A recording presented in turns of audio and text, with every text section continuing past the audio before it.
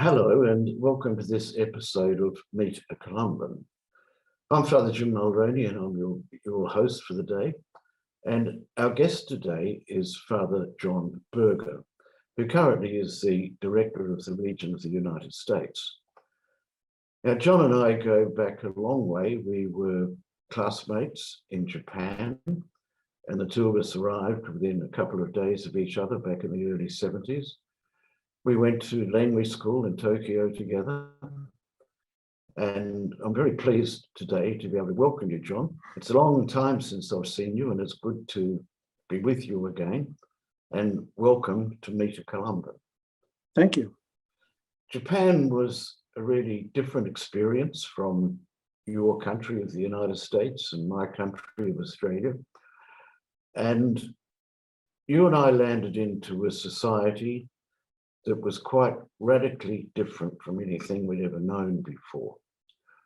Now, is there anything that you think you learned during those early formative years of your priesthood, which has stayed with you and affected the way that you've carried out your ministry in the years since then?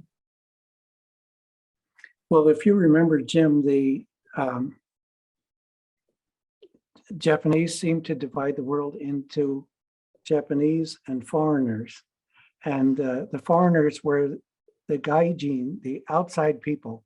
Yes. And I think that experience of being an outsider in the society was very valuable, actually, because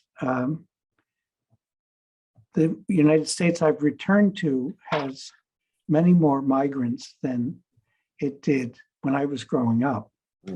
And there are people now especially from Central America coming up here. And then there are we're absorbing, a few 100,000 Afghan refugees. But to have had the experience of being an outsider, I think really gives you, if not an understanding, at least a heart for what it's like to be in a situation where you don't know what's being said and you don't know really what the customs are, and you're trying to feel your way. So I think that's an experience that a lot of most Columbans have had, but especially those of us that were in Japan really experienced that, especially at the beginning, And I think too, John, certainly we were outsiders. I relate very closely to that observation and that reflection. But also, in some senses, we belonged. We belonged to a church, which Japanese people owned, and they welcomed us into that church. Maybe not in the same way they would welcome one of their own, but they certainly did welcome us. But a refugee or an asylum seeker arriving in a country like the United States or Australia doesn't have that comfort and doesn't have that kind of security that they will be looked after, that they will have a place to be, they will have a place in society, even though it may be one which is created and they don't really quite know what to do about it. And do you see the plight of asylum seekers in that light? Yes, I would say that definitely you're correct. Certainly, we went to Japan. We went to Japan as priests of the Catholic Church, and so we had a sort of role, at least in the church. When we were out in other social situations, maybe that wasn't that recognized, but certainly we had a lot of security compared to what people have to put up with here. But I do think there's something about having lived outside of the dominant culture that helps you kind of understand what people are experiencing in various situations. Now, as you say, that's a pretty common experience for pretty well every Columban, because I think all of us have gone to a foreign country to work where we have been outsiders in one sense or another. And one of the major outreaches of the Columbans in the United States is their mission in El Paso on the Mexican border, which is directly dealing with people who are fleeing from violence, fleeing from poverty, fleeing from persecution of one nature or another. And the Columbans have done some significant work down there, I think, in welcoming these people or trying to create an environment in which they can be welcomed. Could you tell us something about that program which the Columbans are running in El Paso? Yes, we have had a presence at the US-Mexican border for about the last 24 years or so. And it's on both sides of the border. We have a Columban Mission Center, and we've had a couple parishes on the US side.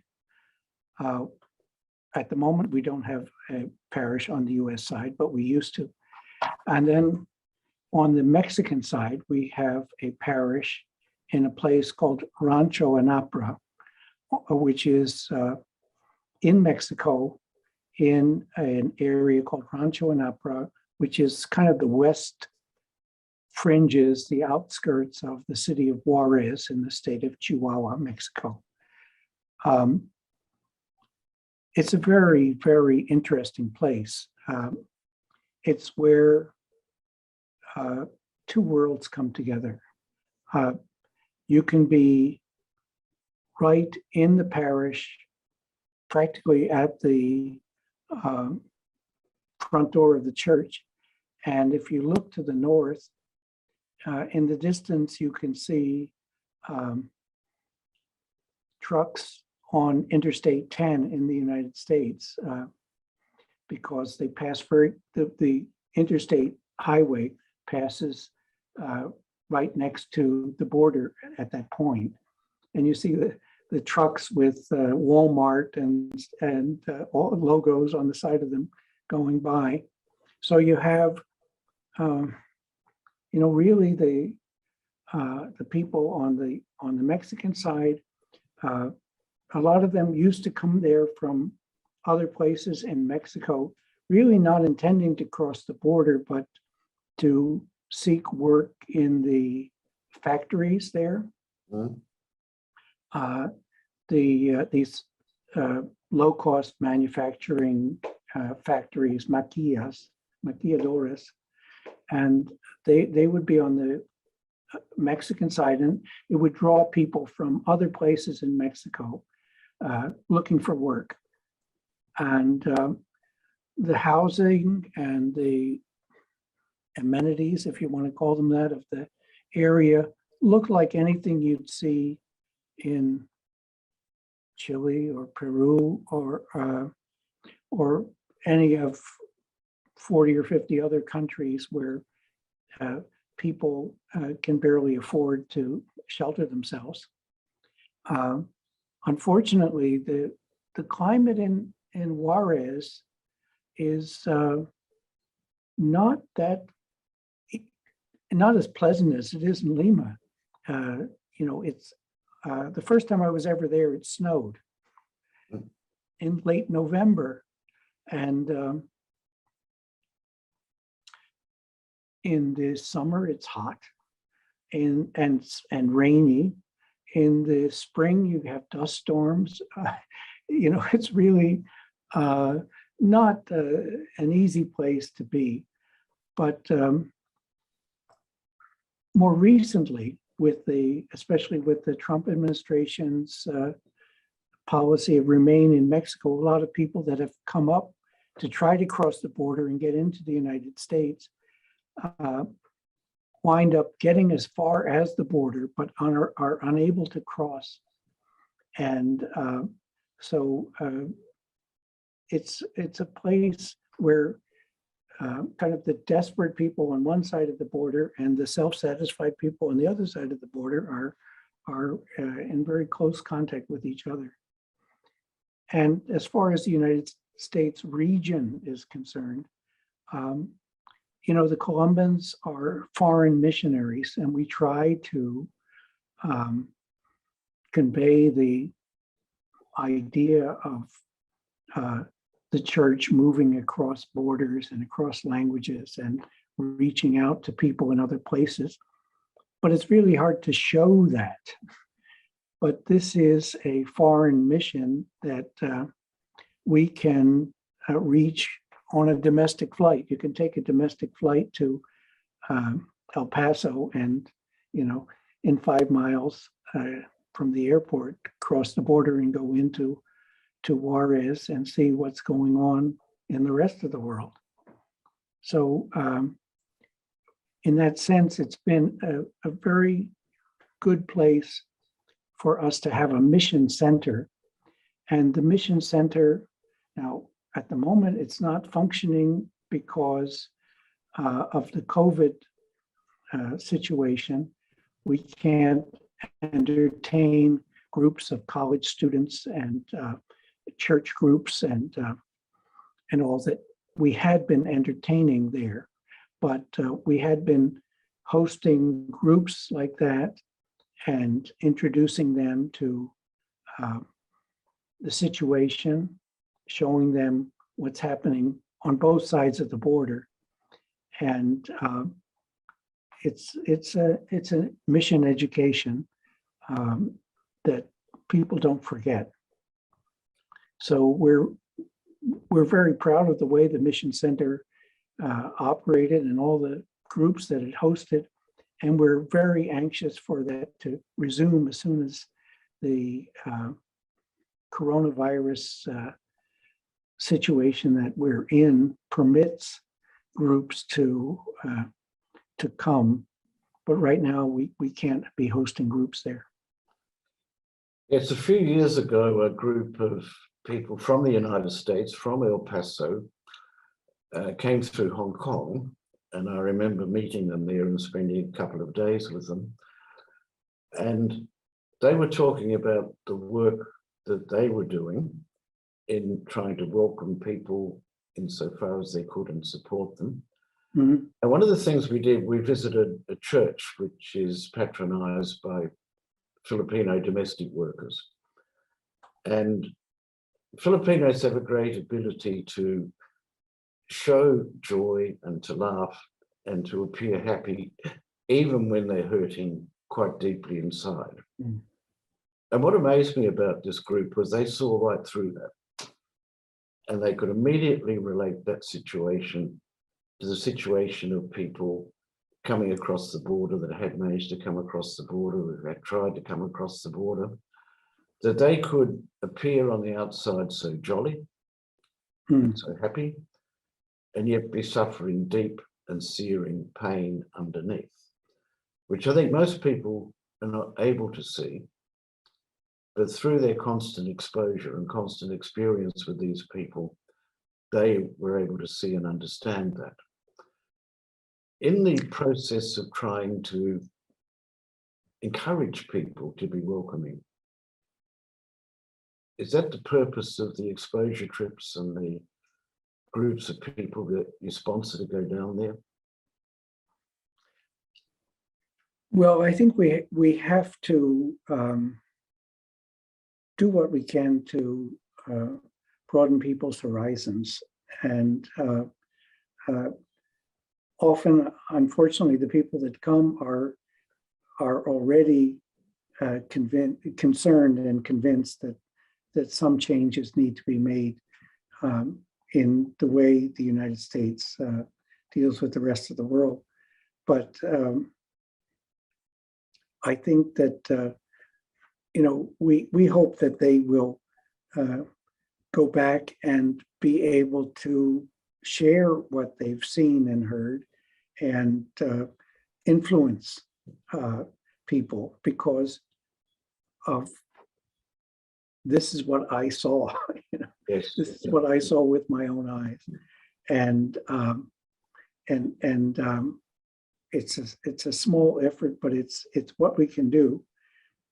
And what we've got at the border, we had an Australian priest there for many years, as you know. Kevin Mullins was there, That's correct. and I think the Bishop of Juarez was delighted with him because it wasn't an American there. It was, a third country, a different country, a different perspective, and it wasn't, one more kind of Yankee down here telling us what to do.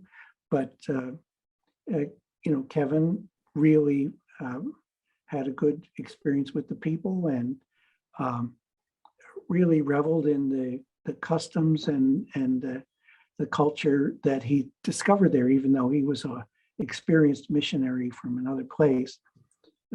Father Bill Morton is there, and he's, really the one that spearheaded that mission. And we're trying to have it be a model mission. We have a couple of lay missionaries that are there. We have an associate priest who's there at the mission center. We had for a while a couple Columban sisters who were working on the Juarez side of the border in a Casa de Migrante run by the Diocese of Juarez, migrant shelter for people that got as far as the border and then weren't able to cross. And so to have a kind of a Columban team made up of all these different ways of being Columban missionaries was really something that I thought was a good illustration of what mission can be, I think an important point you've made is that mission isn't just something that happens overseas in a foreign country. It's something which happens wherever we are. It carries that imperative of doing what you can.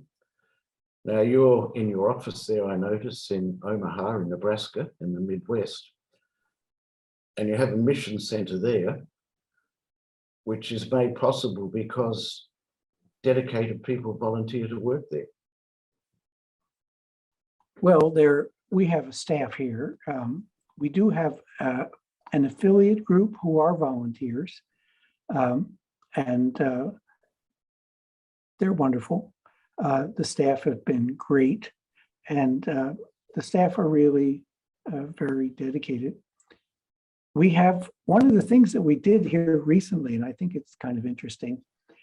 We have a small retreat house here that used to be a seminary dormitory, and there was a kind of blank space on the front of it. And we got a father and daughter team of mural artists to paint a picture of Our Lady of Guadalupe and roses on the front of the retreat house. And it has become a kind of symbol that the Latinos who live around here are welcome here on our grounds. And they've really responded to it. It's been wonderful. And one of the ladies who is from the neighborhood and has been coming around here for years said to me, or well, not to me actually, she said to one of the other priests, "Are they going to be coming up here now?" And then the image converted her. Before long, she wanted us to put a bench there in front of it so she could sit there and pray. So, peace is reigning. So it's just interesting what that image has done. But it's been a sign of welcome, and I'm very happy about it being there. Well, image is quite powerful. I think we know that. Yeah. And they can be powerful for good and powerful for other things as well. But anyway, John, thank you very much for giving us your time today and sharing something of your experience, quite a vast experience, I might add. And I suppose I might finish by saying, as we would in Japan, Gokurou-sama deshita. Thank you, Jim. Great to be with you. Good on you, John. Thank you.